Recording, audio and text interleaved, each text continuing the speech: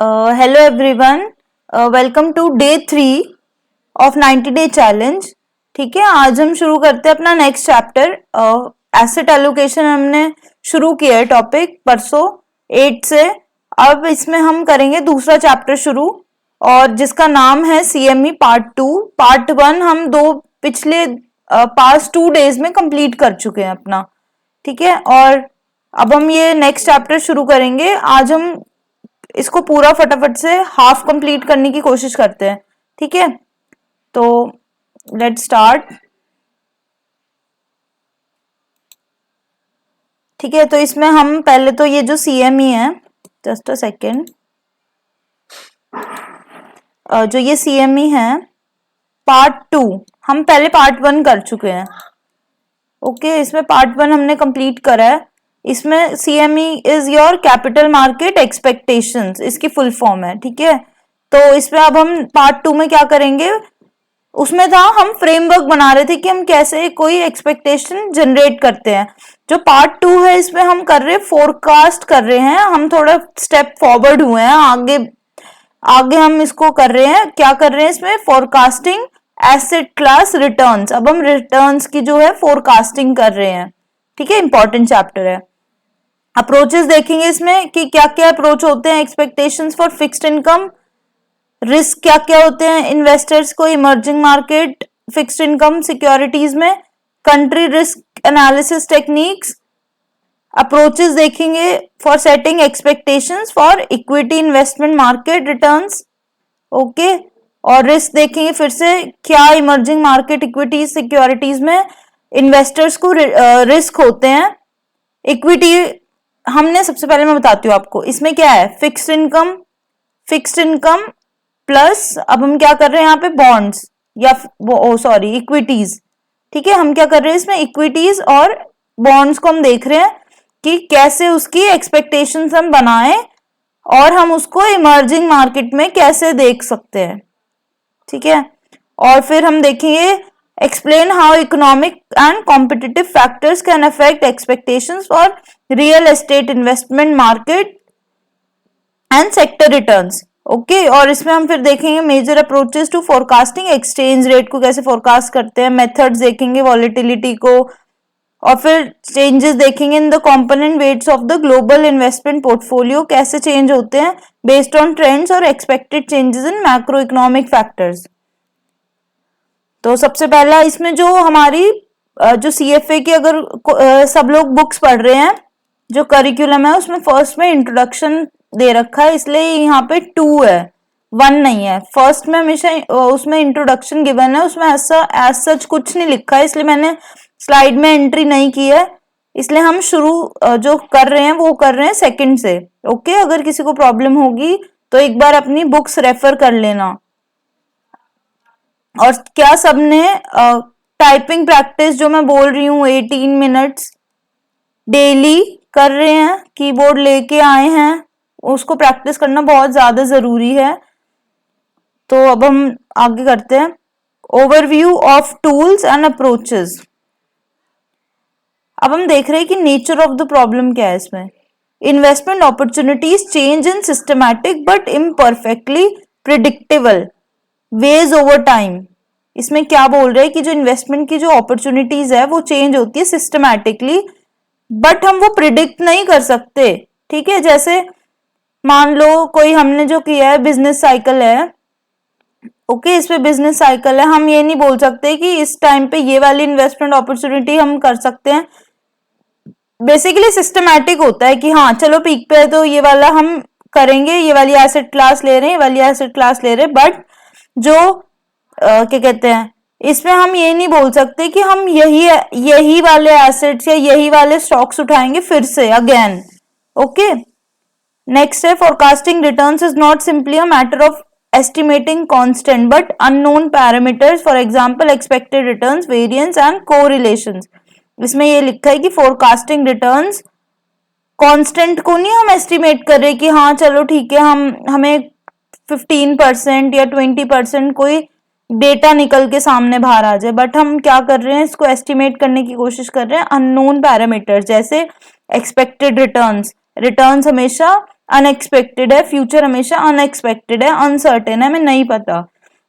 Variance जो कभी भी चेंज हो सकते हैं, किसी दो एसेट क्लास की कोरिलेशन, इसमें टाइम होराइजन बहुत मैटर करता है, ठीक है। Forecasting expected return is generally more difficult, difficult होता है फोरकास्टेड रिटर्न को फोरकास्ट करना with in practical tolerances, okay. अब इसमें अप्रोचेस दिए हुए हैं फोरकास्टिंग के, तीन अप्रोचेस है, फॉर्मल टूल्स, सर्वेज और जजमेंट, ओके। तो इसमें ये बताया फॉर्मल टूल्स क्या होते हैं, रिसर्च की जो मेथड्स है, ये फर्दर डिवाइडेड हो रखा है, ये मैं आपको समझाती हूँ, एक मिनट। अब आएगा दो, फर्स्ट ये वाला अप्रोच हो गया, सेकंड ये हो गया, थर्ड ये। फर्स्ट क्या है फॉर्मल टूल, सेकंड क्या है हमारा surveys, asking a group of experts for their opinion, ठीक है। और जजमेंट में क्या है, qualitative synthesis of information derive from various sources and then filtered. सब समझ आया सबको। इसमें जजमेंट क्या है, क्वालिटेटिव एस्पेक्ट है, वेरियस सोर्सेज से जो आया है, ठीक है। अब इसमें जो फॉर्मल टूल्स में है हमारे स्टैटिस्टिकल मेथड्स होते हैं, डीसीएफ होता है और हमारे रिस्क प्रीमियम मॉडल्स है, ठीक है, तीन वो है। फर्स्ट क्या है, जो स्टैटिस्टिकल जो मेथड्स होते हैं, वेल नोन सैंपल स्टैट्स या फिर shrinkage estimation, time series estimation, ये जस्ट ऐसी ये है कि इसका फर्दर क्लासिफिकेशन क्या क्या है, ओके। तो रिस्क प्रीमियम जो मॉडल्स है वो है एक आपका कैपम, फैक्टर मॉडल है आपका, बिल्डिंग ब्लॉक्स है। बिल्डिंग ब्लॉक्स जैसे बॉन्ड्स वाले केस में हमने बिल्टअप अप्रोच पढ़ा है, ठीक है। अब हम इसको फर्दर डिवाइड जो किया था वो पढ़ेंगे। स्टैटिस्टिकल मेथड से हमारे सबसे फर्स्ट ये किसके अंडर थे, हमारे तीन अप्रोच है, जो तीन अप्रोच कौन से हमारे, फॉर्मल टूल्स, सर्वेज और जजमेंट, ओके। तो ये जो स्टैटिस्टिकल मेथड्स है ये हमारे फॉर्मल टूल्स के अंडर है, ठीक है, फॉर्मल टूल्स के अंदर है ये सब। स्टैटिस्टिकल मेथड्स हमारे कौन से हैं, first sample stats, second shrinkage estimation और थर्ड है हमारा टाइम सीरीज एस्टिमेशन। ये बेसिकली कुछ नहीं है, ये टाइम सीरीज जो हम एनालिसिस करते हैं वो है। श्रिंकेज एस्टिमेशन एवरेज होता है दो पैरामीटर्स का, सेम उसका मतलब मैं बताती हूँ आपको इसमें क्या है। श्रिंकेज एस्टिमेशन क्या है, taking weighted average of two estimates of same parameter, one based on historical data and other on prior data. मान लो हम कोई इन्फ्लेशन है, ठीक है, इन्फ्लेशन जो इन्फ्लेशन है, ठीक है, उसमें हम क्या कर रहे हैं, दो, एक तो हिस्टोरिकल डेटा देख रहे हैं और एक हम देख रहे हैं बेस्ड ऑन, मान लो दो, ये जैसे अभी वाला जो इन्फ्लेशन चल रही है ये जस्ट एग्जांपल है, ठीक है, ये इन्फ्लेशन लिया है और एक हम ले रहे हैं एक्सपेक्टेड इन्फ्लेशन, तो उसका हम जो एवरेज ले लेंगे तब, ठीक है, इसका एवरेज जो हम लेंगे वो होगा हमारा श्रिंकेज एस्टिमेशन। सैंपल स्टैट्स क्या होते हैं हमारे, मीन, वेरिएंस, कोरिलेशन, और ये क्या करते हैं, इम्प्रेसाइज कर देती है किस चीज को, जो ऐसी क्या है हमारा, this is your statistical error, ये इसको कर देती है इम्प्रेसाइज। नेक्स्ट जो है स्टैटिस्टिकल मेथड्स में हमारा जो फॉर्म, देखो इसको हमेशा रेफर करते रहना, ये जो स्टैटिस्टिकल मेथड्स है ये फॉर्मल टूल्स में फर्स्ट नंबर पे था, ये ए पार्ट है, फिर हमारा डीसीएफ है, फिर हमारा रिस्क प्रीमियम मॉडल्स है, तो हम इसको पढ़ रहे हैं, अब पढ़ रहे हैं हम ये फॉर्मल टूल्स का, ये बी पार्ट है, okay. Express an asset's value as the present value, DCF models हम सबने पढ़ा हुआ है कि जो ये इक्विटी का पार्ट था हम कैसे कर रहे हैं, डिस्काउंटेड कैश फ्लो मेथड। क्या होता है DCF, discounted cash flow method या फिर मॉडल्स। इसको हम क्या करते हैं, जो भी हमारी जो एक ये जैसे टाइमलाइन है, ओके, ये जो टाइमलाइन है इसमें अगर मान लो कोई जो इक्विटी है हमारी कोई या फिर स्टॉक है, वो हमें डिविडेंड दे रहा है 10 रुपीज का, ये 10 रुपीज का, ये 10 रुपीज का, और हम इस पे इसको निकाल ले रहे हैं, तो ये हो गया हमारा मान लो 1010। तो तो इन सबको हम क्या करेंगे, ये जैसे ये है हमारा टाइम 0, ये 1, ये 2, ये 3, ये 4, ठीक है। तो हम इसको वापस लेके आएंगे, फिर हम इसको भी इसी उस पर प्रेजेंट वैल्यू निकाल लेंगे, इसकी प्रेजेंट वैल्यू निकाल लेंगे, इसकी प्रेजेंट वैल्यू निकाल लेंगे। ओके, जो इसकी प्रेजेंट वैल्यू निकलेगी उसको हम बोलते हैं हमारा जो value of the asset. Okay, ये होता है वैल्यू ऑफ द एसेट। तो मेथड्स क्या होते हैं, इससे हम क्या निकालते हैं, intrinsic value of an asset on the basis of fundamentals and fair required return. अब है ये सी, ये किस चीज का, फॉर्मल, जो फॉर्मल अप्रोच थी या फिर फॉर्मल मेथड से उसके अंडर वाला पार्ट है ये risk premium models. Risk premium models हम किस में वैसे जनरली यूज करते हैं, बॉन्ड्स में, ठीक है, बॉन्ड्स में हम ज्यादा यूज करते हैं। अब इसमें 3 मेन मेथड्स है फॉर मॉडलिंग रिस्क। कैपम है एक हमारा, कैपम is your equity part, factor model है और बिल्डिंग ब्लॉक्स है, ये इसके अंडर है, ठीक है। और फिर उसके बाद expresses the expected return as the sum of the risk free rate of interest rates and one or more premiums. Example, जैसे हम कैपम कैसे लिखते हैं, कैपम का किसी को फॉर्मूला पता है, risk return of equity is equals to risk free rate plus beta into your ERP. ERP क्या होता है हमारा, इक्विटी रिस्क प्रीमियम, तो ये क्या है, रिस्क प्रीमियम, हम इसको ऐड कर रहे हैं बीटा में, तो उससे क्या हम निकाल पा रहे हैं, हमारा return on equity. Okay, next है हमारा forecasting fixed income returns. Forecasting fixed income returns, हम अब फोरकास्ट कैसे करें ये फिक्स्ड इनकम की रिटर्न्स को। Ways to approach forecasting fixed income returns, कैसे हम करते हैं, एक तो हमारा डीसीएफ मॉडल है, एक हमारा रिस्क प्रीमियम अप्रोच है और एक है हमारा इक्विलिब्रियम मॉडल। अब हम ये 3 जो अप्रोच है उनको हम डेप्थ में पढ़ेंगे। अब ये सब सोच रहे होंगे कि जो ये डीसीएफ है ये तो हम हमेशा हमने इक्विटी में पढ़ा है, ठीक है, तो ये हम हमें फिक्स्ड इनकम में क्यों पढ़ा रहे हैं, ये सीएफए वाले क्यों पढ़ा रहे हैं ये। अब मैं आपको एक रीजन बताती हूँ, इसका बहुत अच्छा रीजन है कि डीसीएफ में जो फिक्स्ड इनकम है it is all about discounted cash flow. हमें बॉन्ड्स में क्या मिलता है, कूपन्स मिलते हैं, हमें वो पता होता है कि कौन कौन से कितने कितने कूपन्स मिलेंगे, तो हम क्या उसको डिस्काउंट नहीं कर सकते। तो सबसे ज्यादा जो डीसीएफ मॉडल एक्यूरेट होता है वो इक्विटी के केस में नहीं, बॉन्ड्स के उसमें होता है। अगर हम रिटर्न्स किसी के निकाल रहे हैं तो वो बॉन्ड्स में ज्यादा सक्सेसफुल होता है। ओके, क्योंकि कैश फ्लोज आर नोन और फाइनाइट मैच्योरिटीज होती है, इसलिए। अब आ जाओ next, arbitrage free model forecast fixed income returns by assuming evolution of the critical inputs to the valuation model, for example spot yield curve, the term structure of volatilities and the prepayment speeds.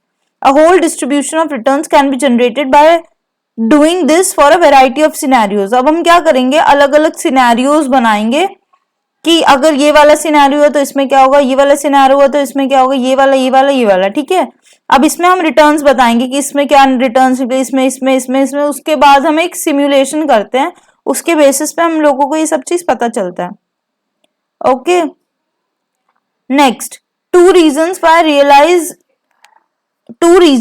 Realised returns may not equal your yield to maturity. Realised return जो है वो YTM के equal क्यों नहीं होती। जब हमारा investment horizon कम होता है बॉन्ड की मैच्योरिटी में, then change in interest rates will generate a capital gain और लॉस एट द होराइजन।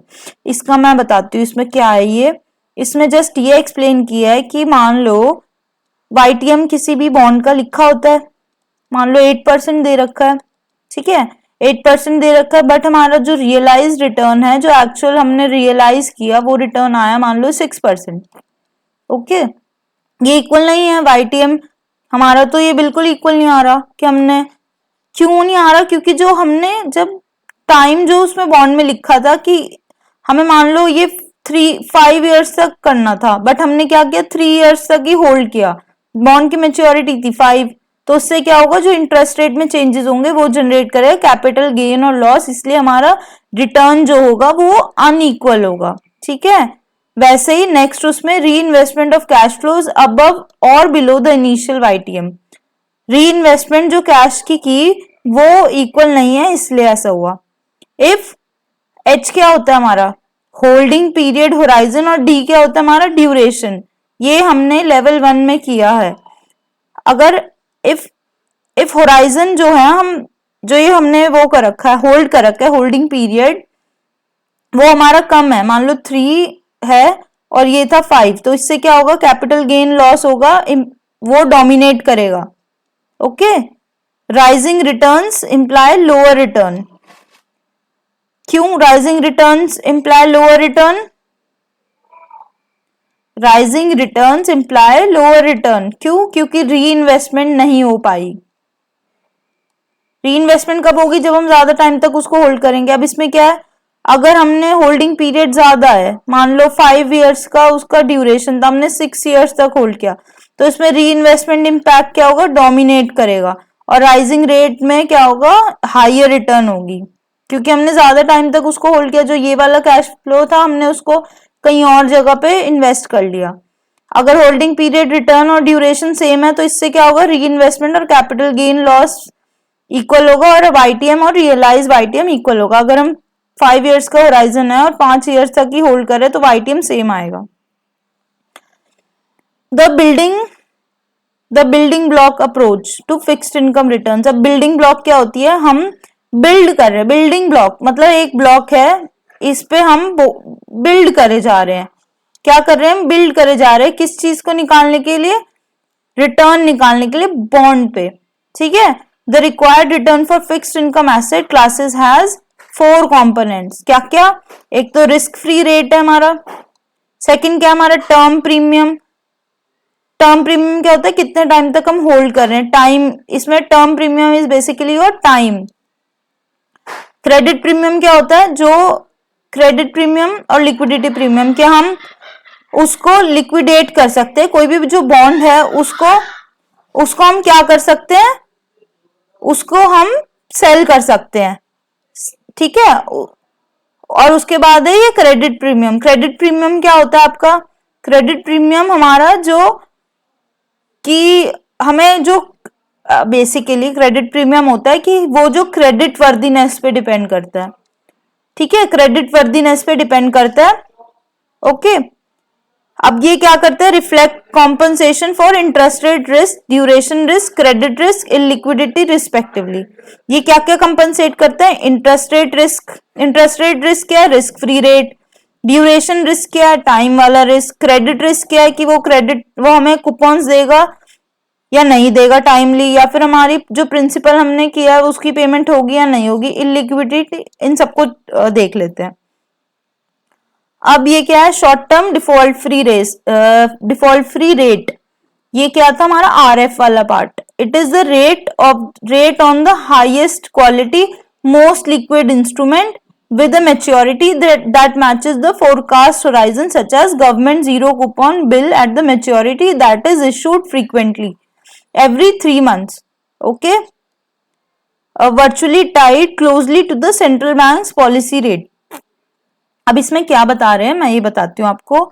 इसमें ये बता रहे हैं कि जो हम क्या लेंगे, हम बेसिकली रिटर्न निकालने की कोशिश कर रहे हैं किसी बॉन्ड पर। तो हम सबसे पहले क्या देखेंगे? मान लो हमारा जो टाइम होराइजन है वो 5 इयर्स का है। 5 इयर्स का है तो अब हम एक क्या करेंगे? एक गवर्नमेंट बॉन्ड को सर्च मारेंगे जो हमारी 5 ईयर की टाइम होराइजन को मैच कर पाएगा। उसके बाद हम वो ले लेंगे, उसका risk free rate. Okay, if forecast horizons are longer than maturity of the standard short term instrument then there are essentially 2 approaches. मान लो जो हमारा फोरकास्ट होराइजन है वो 5 इयर्स का है और जो मेच्योरिटी के और बाकी जो हमें गवर्नमेंट बॉन्ड्स हम ढूंढ रहे हैं वो 3 या 2 या 1 उसके मिल रहे हैं। तो अब हम उस केस में हम क्या करेंगे? इन सबको ज्वाइन कर करके जो भी इनका मेच्योरिटी पीरियड हमारे इक्वल होगा वो ले लेंगे। सेकेंड अप्रोच क्या करेंगे? हम ऑब्जर्व शॉर्ट टर्म रेट को एस्टिमेट कर देंगे रोल करते करते कि वो उस टाइम तक क्या होगा। मतलब मान लो अगर कोई हमारा रिस्क फ्री जो रेट है जो 3 उसका कितना है, मान लो 2% निकल रहा है। ठीक है, 2% निकल रहा है अब हम इसको 4 और 5 मंथ पे लेके जान 4 और 5 ईयर पे लेके जान, तो इसको हम रोल करते जाएंगे कि 2% क्या बन जाएगा 2.1, 5 में 5th ईयर में क्या बन जाएगा 2.5, वैसे कर करके रोल करते जाएंगे। और कोई कोई जो सेंट्रल बैंक क्या करती है, पब्लिश भी करती है, projection for policy, future policy rate खुद से ही बता देती है। तो या फिर हम क्या करते हैं, टेलर रूल को कर देते हैं उसको एस्टिमेट करने के लिए। अब हम देख रहे हैं लास्ट नहीं है, second, the term premium. Term premium किससे रिलेटेड था, टाइम से रिलेटेड था। अब इसके 4 मेन ड्राइवर्स क्या है, लेवल डिपेंडेंट इन्फ्लेशन अनसर्टेनिटी और ability to hedge risk, recession risk, supply and demand और सिक्लिकल इफेक्ट्स। ठीक है, इसमें मेन ड्राइवर्स क्या होते हैं टाइम के, cyclical effect, supply demand, ability to hedge recession और level dependent inflation uncertainty. Higher अगर इन्फ्लेशन होगी तो वो कोइंसाइड करेगी विद ग्रेटर इन्फ्लेशन अनसर्टेनिटी। अगर हायर इन्फ्लेशन आती गई तो एक्सपेक्टेशन में बहुत ज्यादा अनसर्टेनिटी आएगी। नॉमिनल जो यील्ड्स होंगे वो इंक्रीज कर जाएंगे। क्यों? क्योंकि जो नॉमिनल यील्ड्स का फॉर्मूला था वो क्या था हमारा, it is equal to your real return plus your expected inflation. जब एक्सपेक्टेड इन्फ्लेशन इंक्रीज होगी तो हमारी नॉमिनल रिटर्न्स भी, नॉमिनल रेट जो होगी वो भी इंक्रीज करेगी। अब क्या है इसमें, ability to hedge recession risk. Assets earn a low risk premium if they tend to perform well when the economy is weak.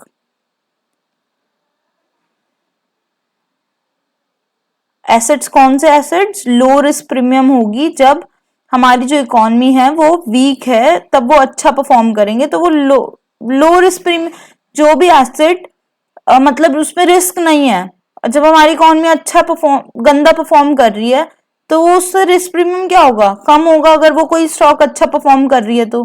वैसे ही when growth and inflation are primarily driven by aggregate demand, when growth and inflation are primarily driven by aggregate demand, nominal bond returns tends to be negatively correlated with the growth and relatively low term premium is warranted.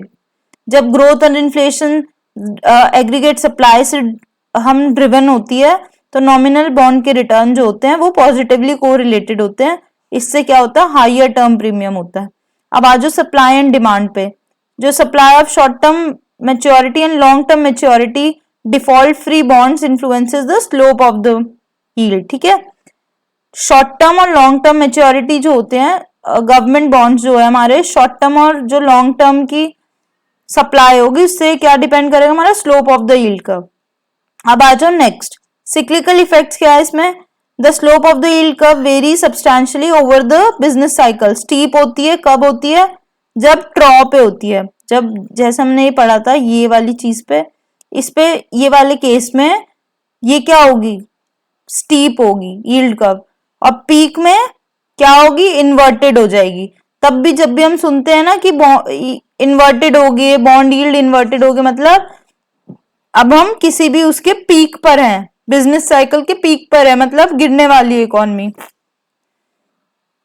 Next है credit premium. Credit premium क्या होता है, principal पे कर पाएगी उसका premium या फिर जो कूपन है वो पे कर पाएगी उस चीज का premium. Credit premium is the additional expected return demanded for bearing the risk of the default losses embedded in the credit spreads. Credit spreads were primarily driven by credit risk premium, financial market conditions and fundamental changes. Main driver is the downgrade bias. Downgrade bias क्या होता है, the fact that a deterioration in credit quality is much more likely than the improvement.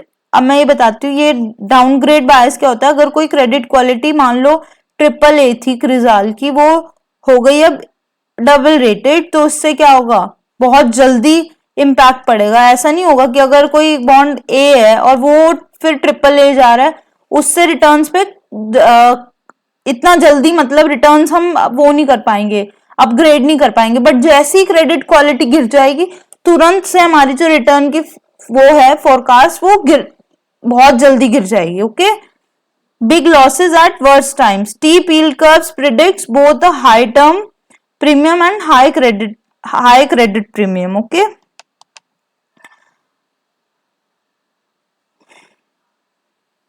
Higher implied volatility in the equity market reflects risk averse pricing, high risk premiums across all markets. इसमें क्या है? Higher implied volatility in the equity market reflects risk averse pricing.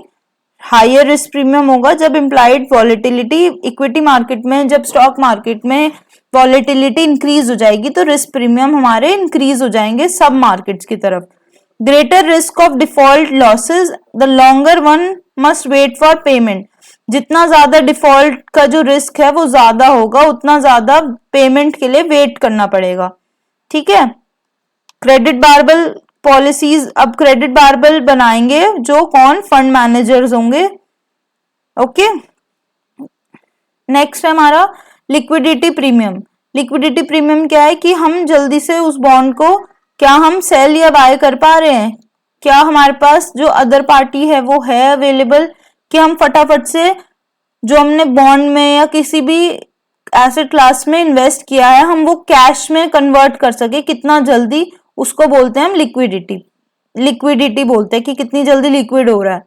Liquidity tends to be better for bonds that are, ये सब points में कि जो अच्छे से प्राइस हो रखे हैं करंट मार्केट लेवल्स पे, जो नए हैं, जो लार्ज इश्यूज दे रखे हैं, हम जानते हैं जो इशूअर है, मान लो कोई गवर्नमेंट है या फिर कोई अच्छी कंपनी है, फॉर एग्जाम्पल कोई बड़ी अच्छी कंपनी दे रखी है जैसे HUL है या फिर कोई TCS है, ऐसी कोई कंपनीज है तब, या उसका स्टैंडर्ड सिंपल है, स्ट्रक्चर हाई क्वालिटी का है.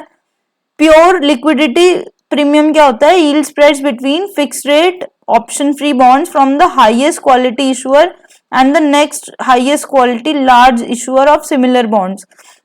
मान लो 5 ईयर की बॉन्ड की मैच्योरिटी है, एक जो है गवर्नमेंट बॉन्ड को हम कंपेयर कर रहे हैं और जो हम एक मान लो HUL के जो कोई बॉन्ड है उसको कंपेयर कर रहे हैं, तो इनका जो डिफरेंस आएगा उसको हम क्या बोलते हैं? Pure liquidity premium. ओके. तो अभी जो हमने आज का था टास्क वो फर्स्ट पार्ट कंप्लीट कर लिया है. नेक्स्ट पार्ट अब हम नेक्स्ट वीडियो में कवर करेंगे. हम कोशिश करते हैं डेली की फिर हम 15 से लेके 17 स्लाइड्स आज कर ले ताकि रोज की हमारी 30 स्लाइड्स कंप्लीट होए, जिससे कि हमारे 2 दिन में एक चैप्टर कंप्लीट होए. और मैं ये भी बोलूंगी कि जो हमने प्रीवियस चैप्टर कंप्लीट किया है उसके प्लीज आप बैक ऑफ द जो क्वेश्चंस है उसको अटेम्प्ट करें. ब्लू बॉक्स जो एग्जांपल्स है उनको अटेम्प्ट करें. अगर कोई प्रॉब्लम आ रही है तो पीडीएफ्स, आप लोग पीडीएफ्स मांगो. ठीक है. कमेंट करो, पीडीएफ्स मांगो, तभी इसको पढ़ोगे और उसके बाद क्वेश्चंस अटेम्प्ट करोगे. फिर देखो अगर अच्छा लग रहा है ठीक है, नहीं लग रहा तो फिर थोड़ी और मेहनत करेंगे और कमेंट में बताना. ठीक है. चलो फिर नेक्स्ट वीडियो में मिलते हैं, हम बाकी का हाफ चैप्टर कंप्लीट करते हैं. बाय.